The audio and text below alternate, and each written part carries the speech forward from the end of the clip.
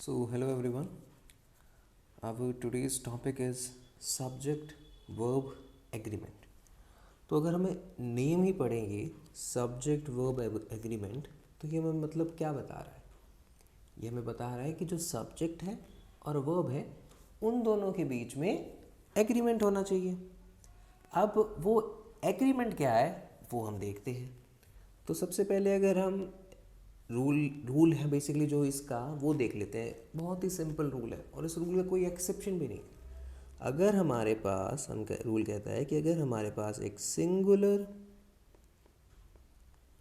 Subject है, हम example करेंगे अभी, पहले एक बार हम समझ लेते हैं कि हमें रूल क्या कहता है। तो अगर हमारे पास एक सिंगुलर सब्जेक्ट है तो हमारे पास जो वर्ब होगी वो भी सिंगुलर होगी।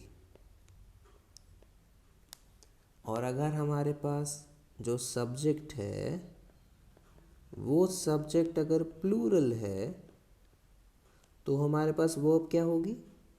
हमारे पास जो वर्ब होगी वो भी प्लूरल होगी। तो ये हमारा सब्जेक्ट वर्ब एग्रीमेंट कहती है दो चीज़ें। एक कि जो अगर सिंगुलर सब्जेक्ट है तो जो वर्ब है वो भी सिंगुलर होगी, और अगर प्लूरल सब्जेक्ट है तो जो हमारी वर्ब है वो भी प्लूरल होगी।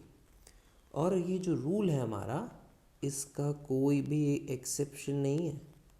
No exception for this rule. ये हर जगह वैलिड है इंग्लिश में। जहाँ भी हमें सिंगुलर सब्जेक्ट दिखेगा उसके साथ जो वर्ब होगी वो सिंगुलर होगी, और जहाँ भी प्लूरल सब्जेक्ट दिखेगा उसके साथ जो वर्ब होगी वो प्लूरल होगी। तो यही हमारा टॉपिक का नाम था, सब्जेक्ट वर्ब एग्रीमेंट। सब्जेक्ट और वर्ब के बीच में जो एग्रीमेंट है। अब हम इसको अच्छे तरह और समझने के लिए एग्जाम्पल पे चलते हैं। तो अगर हम पहला एग्जाम्पल लें, फर्स्ट एग्जाम्पल हम देखते हैं, बॉयज़ आर प्लेइंग फुटबॉल। ये हमारा फर्स्ट एग्जाम्पल है।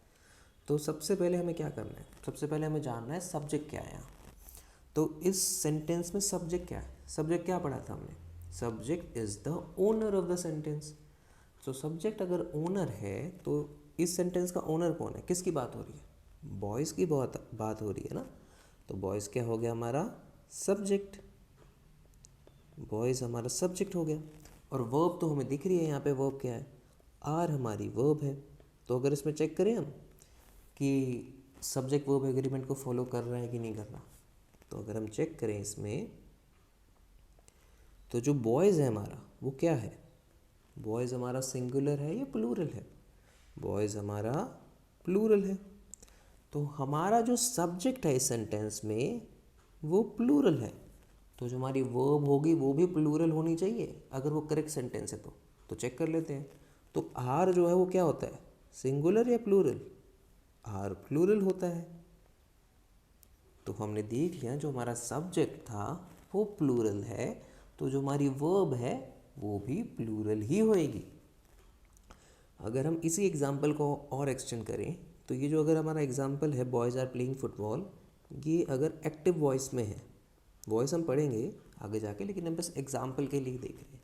तो अगर हम इसका पैसिव वॉइस लिखें, इसी एग्जाम्पल का अगर हम पैसिव वॉइस लिखें तो क्या होगा? पैसिव वॉइस आएगा हमारे पास, फुटबॉल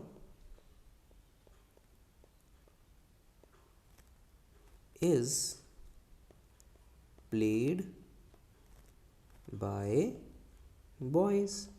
ये इसका पैसिव वॉइस होगा। अब इसमें देखते हैं हम कि हमारा सब्जेक्ट क्या है। अब सब्जेक्ट क्या हो गया हमारा? सब्जेक्ट हो गया हमारा फुटबॉल, क्योंकि ओनर ऑफ द सेंटेंस है वो। और वर्ब तो हमें पता ही है, वर्ब क्या है हमारी? इज़। तो अब चेक करें सब्जेक्ट वर्ब एग्रीमेंट इसमें। तो जो हमारा सब्जेक्ट था फुटबॉल, फुटबॉल है यहाँ, मतलब सिंगुलर है सब्जेक्ट हमारा। क्या है सब्जेक्ट? सिंगुलर। और वर्ब कैसी है हमारी? वर्ब अगर हम चेक करें, इज़। हम जानते हैं इज़ क्या होता है? इज़ भी हमारा सिंगुलर होता है। तो हमारा सब्जेक्ट जो है वो सिंगुलर है, तो जो हमारी वर्ब है वो भी क्या है, सिंगुलर है। तो यहाँ पे ये सब्जेक्ट वर्ब एग्रीमेंट को फॉलो कर रहा है। तो इस तरह हमें एग्जाम्पल से और क्लैरिटी आ गई कि सब्जेक्ट वर्ब एग्रीमेंट होता क्या है। तो जब भी हम कुछ सेंटेंस पढ़ेंगे ना, तो सबसे पहले हमें उसका सब्जेक्ट फाइंड करना है, और उस सब्जेक्ट को फाइंड करके फिर हम कह सकते हैं कि वर्ब क्या आएगी। तो कुछ और एग्जाम्पल देखते हैं, एक्सरसाइज देखते हैं, तो उसमें और हमारी क्लैरिटी आएगी कि है क्या चीज़ ये। तो हम अगर नेक्स्ट एग्जाम्पल देखें, नेक्स्ट एग्जाम्पल हम लें, अगर हम लेते हैं a man dash known by his actions। ये हमारा फर्स्ट एग्जाम्पल हुआ। सेकेंड एग्जाम्पल देखते हैं हम, qualities of a man dash known by his actions। तो अगर हम ये दो एग्जाम्पल लें, तो इसमें जो हमारा ब्लैंक है उसमें क्या आएगा वो हमें फाइंड करना है। तो सबसे पहले हमने क्या कहा था कि सबसे पहले जब भी हम सॉल्व करेंगे हमारे पास सब्जेक्ट की नॉलेज होनी चाहिए कि सेंटेंस का सब्जेक्ट क्या है। तो फर्स्ट सेंटेंस अगर हम देखें तो a man dash known by his actions, इसमें सब्जेक्ट कौन है, जो ओनर ऑफ द सेंटेंस कौन है, किसकी बात की जा रही है, यहाँ पे बात की जा रही है मैन की। तो मैन क्या हो गया हमारा, मैन हो गया हमारा सब्जेक्ट। अगर मैन सब्जेक्ट हो गया हमारा, तो मैन सिंगुलर है या प्लूरल है, यहाँ पे मैन हमारा सिंगुलर है। तो हमारी जो वर्ब है वो यहाँ पे इज आएगा या आर आएगा। सिंगुलर क्या होता है, इज होता है, तो यहाँ पे ब्लैंक में हमारे पास इज आएगा। So man is known by his action, तो ये हमारा सेंटेंस करेक्ट होगा। उसी तरह हम सेकंड सेंटेंस देखते हैं। तो सेकंड सेंटेंस में हमें कहा गया है qualities of a man dash known by his action. इसमें ओनर क्या है सर सेंटेंस का, यहाँ पे किसकी बात की जा रही है, मैन की बात करी जा रही है या क्वालिटीज ऑफ द मैन की बात की जा रही है। तो यहाँ पे हमारा सब्जेक्ट होगा क्वालिटीज, ये हमारा सब्जेक्ट होगा क्वालिटीज। और ये हमारा जो सब्जेक्ट है वो सिंगुलर है कि प्लूरल है, वो हमें दिख रहा है, वो प्लूरल है। तो क्वालिटीज, एक क्वालिटी नहीं बहुत सारी क्वालिटी की बात कर रहे हैं, तो प्लूरल है। तो हमारी जो वर्ब आएगी वो इज आएगी या आर आएगी, वो आएगी हमारे पास आर, क्योंकि सब्जेक्ट क्या है हमारे पास, प्लूरल। तो ये भी एग्जाम्पल हमारा सही हो गया। तो ये कुछ एग्जाम्पल करे हमने सब्जेक्ट वर्ब एग्रीमेंट को समझने के लिए। अब हम सब्जेक्ट वर्ब एग्रीमेंट का हमें आइडिया हो गया, अब हम स्टार्ट कर सकते हैं बेसिकली ग्रामर रूल्स को, कि क्या है ग्रामर रूल्स, क्या करने वाले हैं हम, कि जिससे हमारी अंडरस्टैंडिंग इतनी अच्छी हो जाएगी कि हमें कुछ याद रखने की ज़रूरत नहीं, बस हम समझ जाएंगे कि हमें करना क्या है।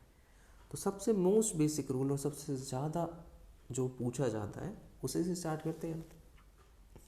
तो सबसे पहले हम बात करते हैं एग्जाम्पल लें, एग्जाम्पल से स्टार्ट करते हैं, उससे ज़्यादा समझ में आएगा। तो एग्जाम्पल लेते हैं, हम दो सेंटेंस लिखते हैं, फिर हम जानेंगे कि वहाँ पे क्या रूल समझा रहा है। तो अगर हम यहाँ पे एग्जाम्पल लिखें, तो फर्स्ट सेंटेंस है हमारा India and China dash working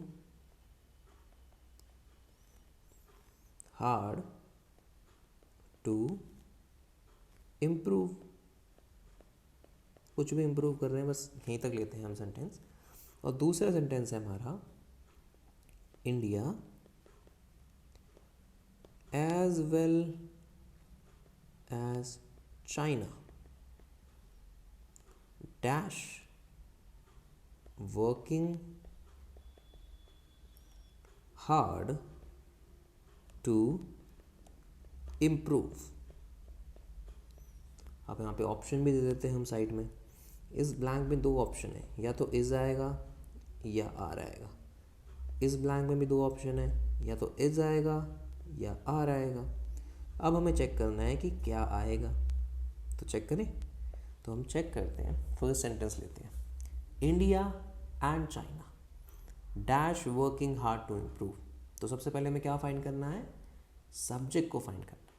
तो यहाँ पे हमें दो सब्जेक्ट दिख रहे हैं, एक हमारा इंडिया और एक चाइना। तो हमारे पास क्या हो गए, सब्जेक्ट कितने हो गए, दो सब्जेक्ट हो गए हमारे, इंडिया एंड चाइना, दो सब्जेक्ट हैं। और दो सब्जेक्ट है हमारे पास, तो अगर हमारे पास दो सब्जेक्ट हैं तो यहाँ पे एंड भी है, बीच में क्या है, दो सब्जेक्ट को जोड़ने के लिए, दो सब्जेक्ट को जोड़ने के लिए हम एंड का यूज़ कर रहे हैं। तो ये एक बेसिकली सबसे आसान रूल है, बस बुक्स में थोड़ा अजीब तरीके से फ्रेमिंग होती है इसकी, लेकिन हमें बहुत ही आसानी से समझने वाले हैं कि अगर दो सब्जेक्ट है हमारे पास और उनको एंड से जुड़ा हुआ है, मतलब अगर हमारे पास एक सब्जेक्ट इंडिया है और एक सब्जेक्ट चाइना है, तो इन दोनों को कर देंगे हम प्लस, 1 + 1 क्या होगा, 2 होगा हमारे पास, मतलब प्लूरल। तो अगर हमारे पास दो सब्जेक्ट हैं वो एंड से जुड़े हुए हैं, तब वहाँ पे हमें 1 + 1 कर देना है, बस 1 + 1 रूल भी कहते हैं इसे। 1 + 1 कर देंगे तो 2 आ जाएगा, जो कि प्लूरल होता है। तो हमारा आंसर क्या होगा, हमारा आंसर होगा इज और आर में से अगर हम चूज़ करें तो प्लूरल क्या है हमारे पास, प्लूरल है आर, तो हमारा आंसर होगा आर। तो ये जब भी हमें दो सब्जेक्ट एंड से जुड़े हुए मिलें और वहाँ पे हम 1 + 1 रूल लगा दें, तो हमारा सब्जेक्ट प्लूरल आएगा। और अगर हम सेकंड सेंटेंस देखें, सेकंड सेंटेंस में हमारे पास कितने सब्जेक्ट हैं, सेकंड सेंटेंस में कितने सब्जेक्ट हैं हमारे पास, आप कहेंगे दो सब्जेक्ट है, यहाँ पे भी 1 + 1 रूल लगा दो, पर ऐसा नहीं है। यही तो चीज़ है इसकी मेन इंपॉर्टेंट पॉइंट। अगर मुझे सिर्फ एंड पढ़ाना होता तो वो तो कोई भी पढ़ा देता। तो अब हम समझते हैं। तो जो हमारा सेकंड सेंटेंस है, India as well as China dash working hard to improve, अगर इस सेंटेंस को मैं दूसरी तरह से फ्रेम करूँ, दूसरी तरह से कुछ और फ्रेमिंग करते हैं इसकी, तो इसको हम लिख सकते हैं, इंडिया डैश वर्किंग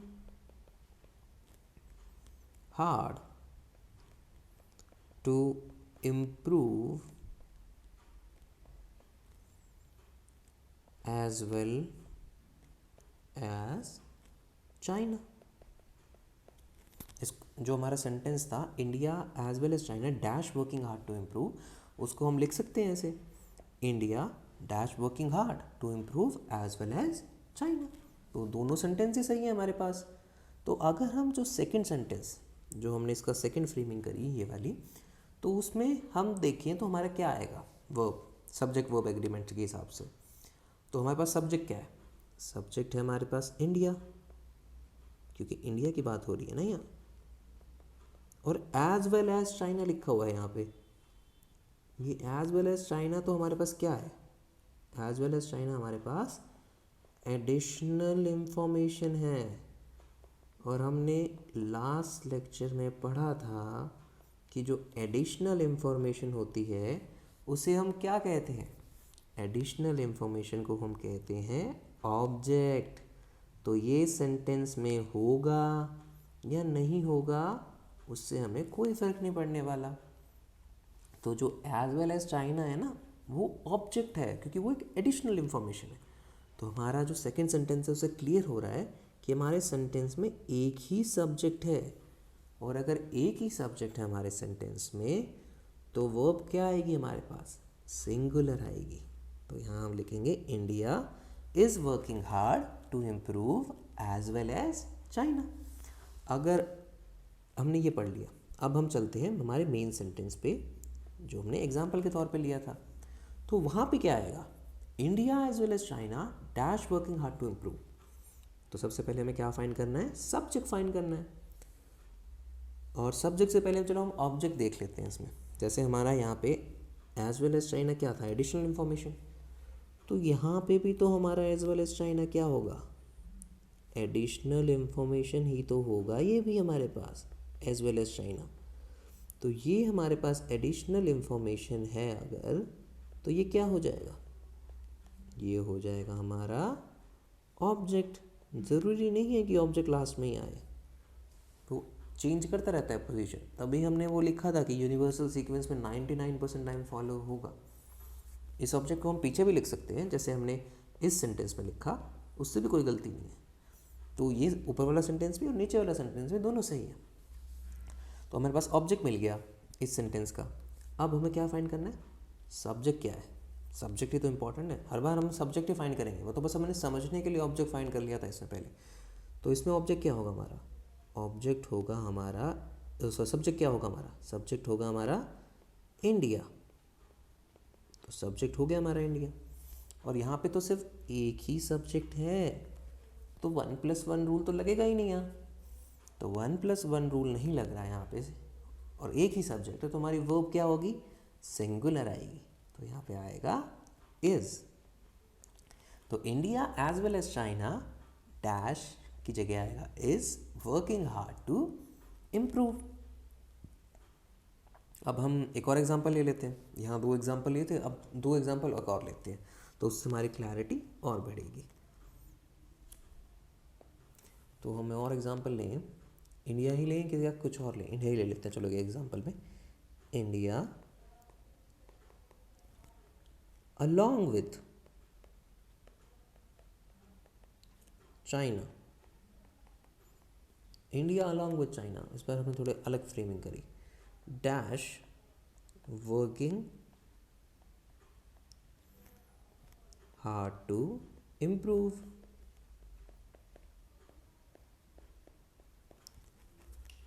और अगर हम दूसरा एग्जांपल लें, दूसरा हम थोड़ा चेंज कर लेते हैं एग्जांपल, तो ही टुगेदर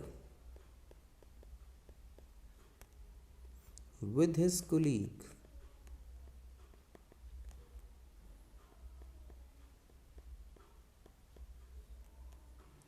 dash left। तो अब हम इनमें भी चेक करते हैं कि सब्जेक्ट क्या है, 1+1 रूल हमारा लगेगा कि नहीं लगेगा। तो फर्स्ट एग्जांपल लें, India along with China dash working hard to improve. तो इस सेंटेंस में एडिशनल इंफॉर्मेशन क्या दिख रही है हमें, हम ये लिख सकते हैं India dash working hard to improve along with China. तो ये सब हम लिख सकते हैं। तो हमारी एडिशनल इन्फॉर्मेशन क्या होगी, हमारी एडिशनल इन्फॉर्मेशन है ये। तो ये क्या हो गया हमारा ऑब्जेक्ट। अब सब्जेक्ट को फाइंड करें, वैसे सबसे पहले सब्जेक्ट को ही फाइंड करते हैं। ये मैं दोबारा क्लियर कर रहा हूँ कि सब्जेक्ट को ही फाइंड करना है हमें, बस अभी समझने के लिए हम ऑब्जेक्ट को फाइंड करते हैं। तो हमारा सब्जेक्ट क्या हो गया, India along with China dash working hard to improve. तो ओनर ऑफ द सेंटेंस क्या है यहाँ पे, ओनर ऑफ द सेंटेंस हो गया हमारा इंडिया। तो इंडिया क्या हो गया हमारा सब्जेक्ट। तो हमारी जो वर्ब आएगी वो सिंगुलर आएगी कि प्लूरल आएगी, हमारा सब्जेक्ट क्या है, सिंगुलर है हमारा सब्जेक्ट। तो जो हमारी वर्ब आएगी वो क्या आएगी, सिंगुलर आएगी। मतलब यहाँ पे हम लिख देंगे इज।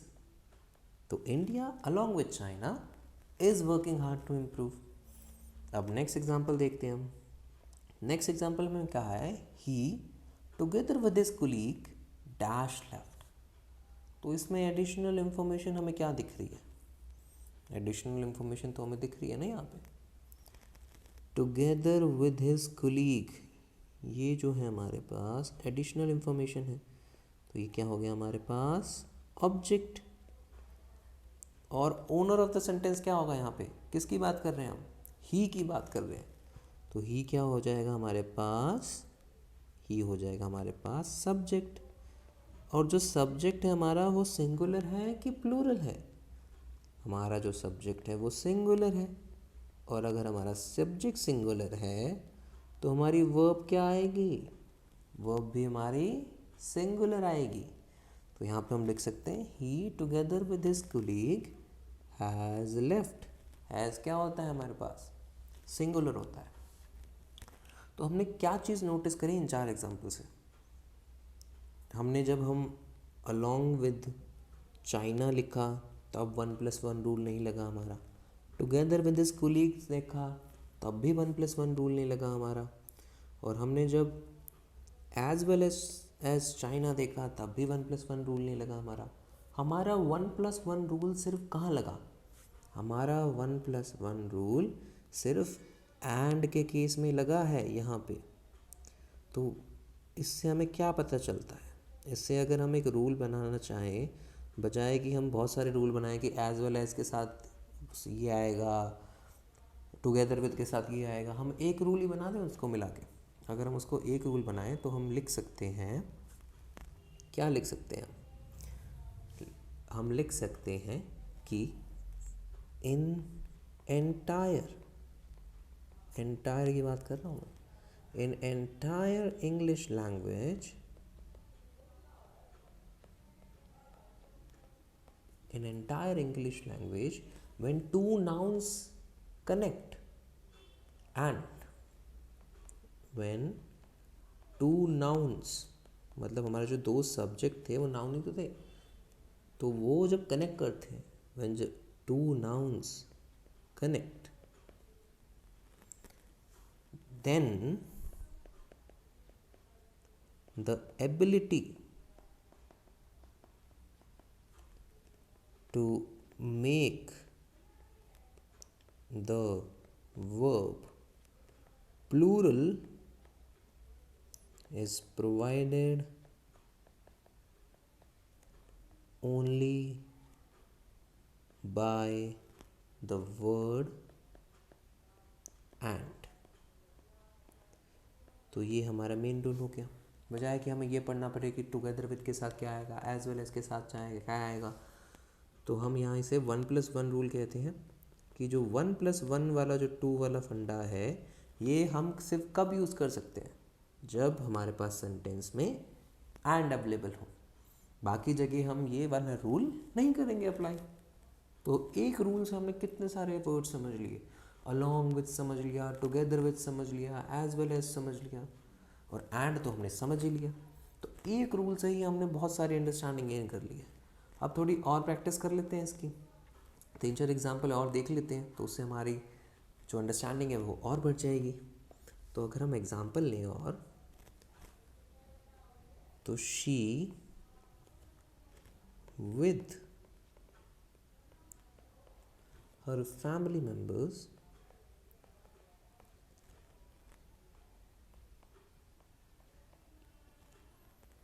Dash present. ऑप्शन भी दे देते हैं साथ में इसके। ऑप्शन है हमारे पास वॉज या वर।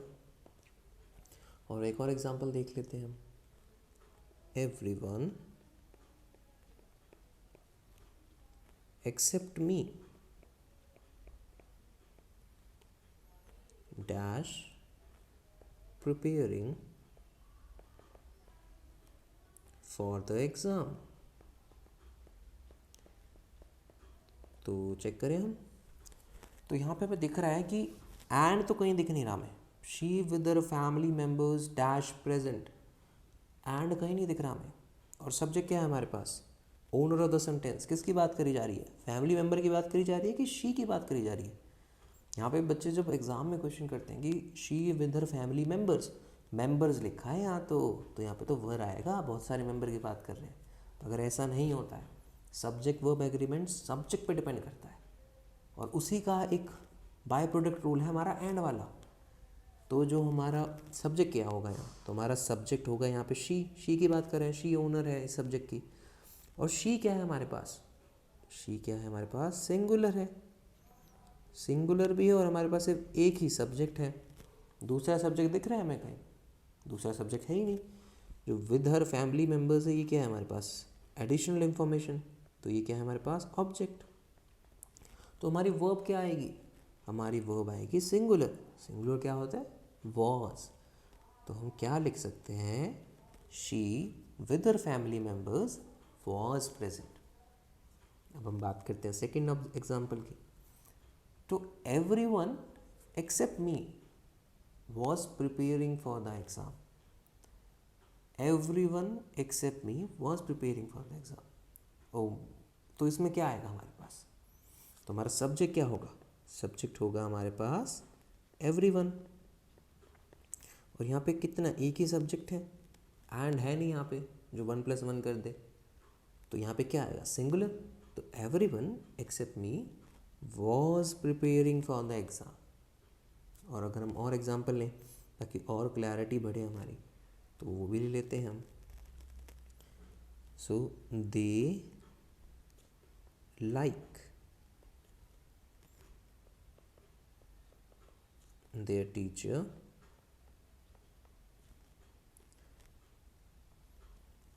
dash hard working।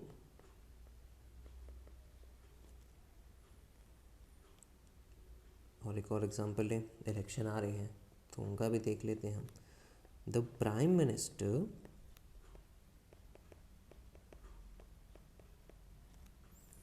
along with the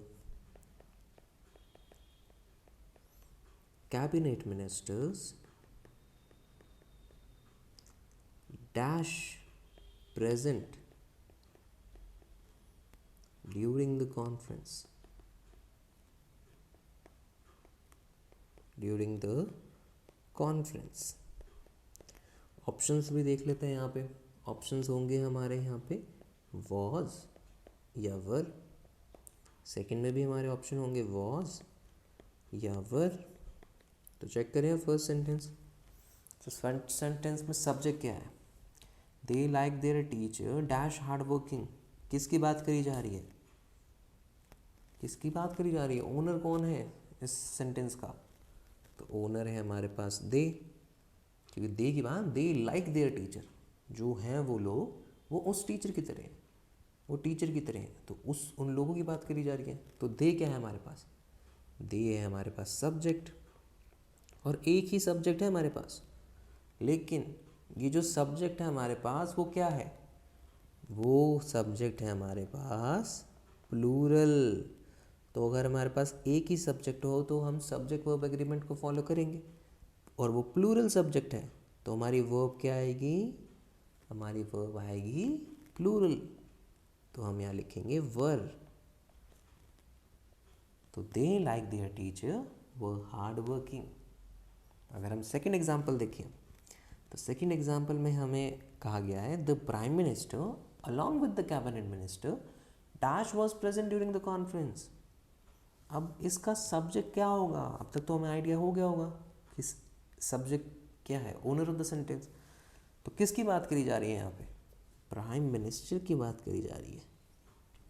और प्राइम मिनिस्टर अगर हमारा सब्जेक्ट है, और वो सब्जेक्ट क्या है हमारे पास, सब्जेक्ट क्या है हमारे पास, सिंगुलर या प्लूरल है हमारा, जो हमारा सब्जेक्ट है वो यहाँ सिंगुलर है, और यहाँ पे सिर्फ एक ही सब्जेक्ट है, एंड भी कहीं नहीं है जो कि उसे प्लूरल बना दे। तो अगर हमारे पास सब्जेक्ट जो है वो सिंगुलर है तो हमारी वर्ब क्या आएगी, हमारी वर्ब आएगी सिंगुलर।